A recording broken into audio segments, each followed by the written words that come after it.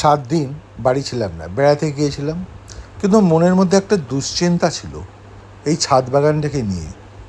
যদিও আমি একজনকে ঠিক করে গেছিলাম, তবুও নিজের দেখা আর অপরের দেখা এক হয় না। ছাদ বাগান ছাড়াও আমার বাড়িতে অনেক রঙিন মাছের অ্যাকোরিয়াম আছে, সেগুলোর জন্যও চিন্তা হচ্ছিল। যাই হোক, 7 দিন পরে বাড়িতে ফিরেই ছুটে গেলাম ছাদ বাগানে।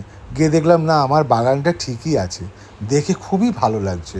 আসলে এই কদিন কলকাতায় প্রচুর বৃষ্টিপাত হয়েছে, জল দেওয়ার প্রয়োজন হয়নি, তাই গাছপালাগুলো একদম সতেজ হয়ে আছে। খুব ভালো লাগছে। তবে ইতিমধ্যে অবশ্য বেড়াতে যাবার আগে বেশ কয়েকটা গাছ আমার মারা গেছে, কারণ সেখানে প্রচুর পরিমাণ গোড়ায় জল জমেছিল। এক রাত্রের মধ্যেই মরে গেছে, আমাকে কিছু করার সুযোগই দেয়নি। যাই হোক, এখন দেখে ভালো লাগছে, সব গাছই ভালো রকম আছে।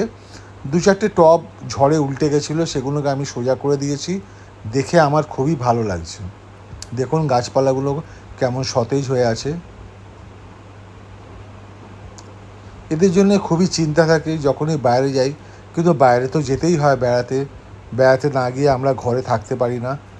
একদিনের জন্য হলে ঠিক আছে, কিন্তু যখন আমরা বেশি দিনের জন্য যাই তখন একটু অসুবিধা হয়, মনে বড়ই দুশ্চিন্তা থাকে।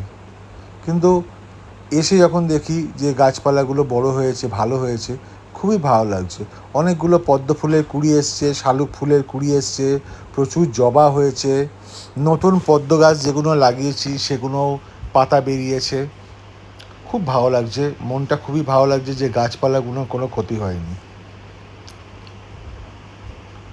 দেখুন এখানে স্বর্ণচাপা হয়েছিল, কিন্তু সেটা এখন শুকিয়ে গেছে। যাই হোক, এদিকটা একটু দেখিয়ে দেই। এদিকেও সব গাছগুলো ভালো আছে, কোনো অসুবিধা নেই।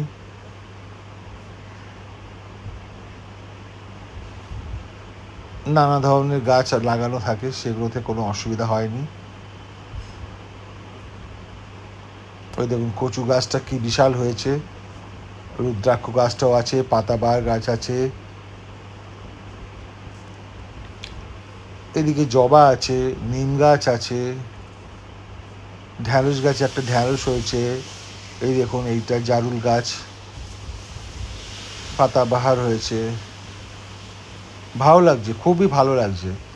আমার দুশ্চিন্তা মুক্ত হয়ে গেলাম আমি, যে গাছপালাগুলো সব ভালো আছে। অনেক পদ্মের কুঁড়ি এসছে, শালুকের কুঁড়ি এসছে, দেখে মনটা খুবই ভালো লাগছে।